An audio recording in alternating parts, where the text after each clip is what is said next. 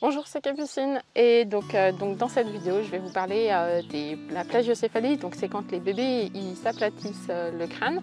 Alors je suis désolée un peu dans les vidéos, ça saute un petit peu du coq à l'âne, mais bon c'est pas grave. C'est une de mes patientes qui m'a demandé de vous reparler de ça parce qu'aujourd'hui il y a encore trop de médecins.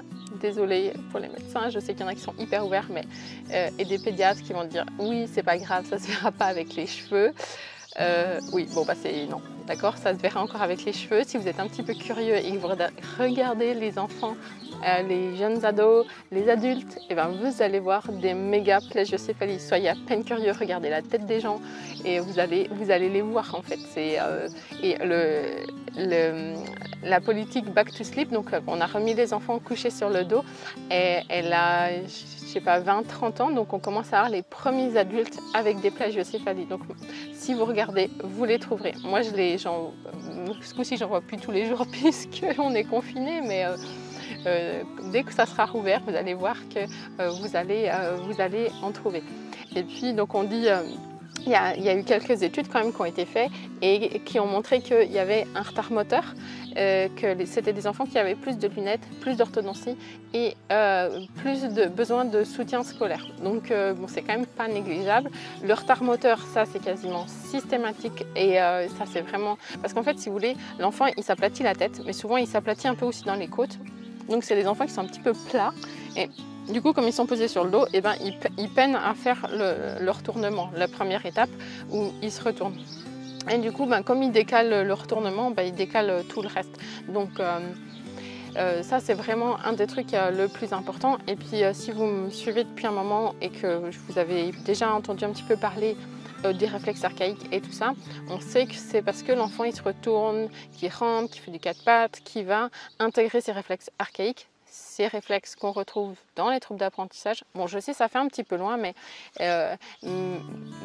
voilà, donc il y a quand même une importance de ce développement moteur, que les enfants ils se retournent, ils rampent, ils font du quatre pattes. En plus, ce qui est super bien quand on a un problème de plagiocéphalie, c'est qu'une fois que l'enfant il est à plat ventre, eh bien, il s'aplatit plus en fait. Une fois que l'enfant il est capable de se retourner du dos au ventre, du ventre au dos, puis de faire la toupie comme ça là, eh bien là on est tranquille. Et en général, ils passent beaucoup de temps sur le ventre, puisque c'est comme ça qu'ils aiment jouer. Et à partir de ce moment-là, il n'y a plus d'appui derrière. Et puis du coup, on va voir en fait l'os qui va commencer la déformation va s'arrêter et souvent ce qu'on voit c'est qu'il y a des muscles qui s'insèrent sur le crâne et à partir du moment où l'enfant est tout le temps plat ventre, en fait ces muscles ils vont tracter et on va voir que ça va bomber au niveau de l'occiput en fait. Donc souvent ça fait un peu plat comme ça puis après on a un bombement qui arrive juste en dessous là où les muscles ils ont tiré. Donc là pour moi c'est bon signe, c'est que la déformation elle s'est arrêtée et qu'on recommence à repartir dans l'autre sens, quoi. Quoi vous dire d'autre sur la plagiocéphalie? C'est pareil, on peut en parler pendant longtemps, mais il ne faut pas négliger ça et on peut intervenir à tout moment. C'est sûr que plus on prend tôt et plus c'est facile et plus on va pouvoir aussi faire des corrections positionnelles, d'accord? On va positionner l'enfant différemment. Et plus on s'y met tard et plus c'est compliqué parce que ça bouge moins. Mais l'os il est malléable et ça il est malléable encore un moment. C'est ce qu'utilisent aussi les orthodontistes et puis ils font pas, voilà, donc ils vont mettre des bagues pour que les dents et tout ça bouge.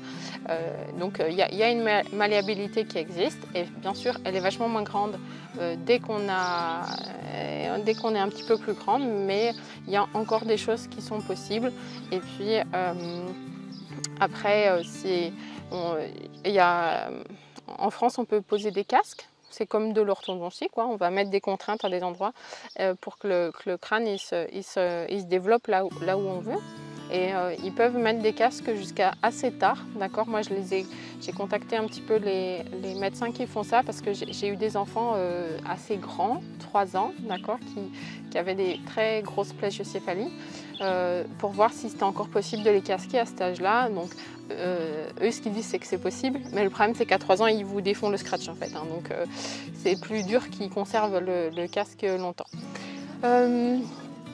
Voilà, donc si vous avez envie d'aller plus loin et d'avoir un peu les gestes que vous pouvoir mettre en place au quotidien et tout ça, eh bien j'ai fait une formation, puis du coup il doit y avoir d'autres vidéos aussi sur la chaîne que si vous cherchez un petit peu, vous devriez en trouver. Pour en apprendre un petit peu plus. Et puis donc la formation elle est juste en dessous, et puis vous aurez tout ce qu'il vous faut pour que votre bébé ne s'aplatisse pas. Et bien à très bientôt pour une prochaine vidéo.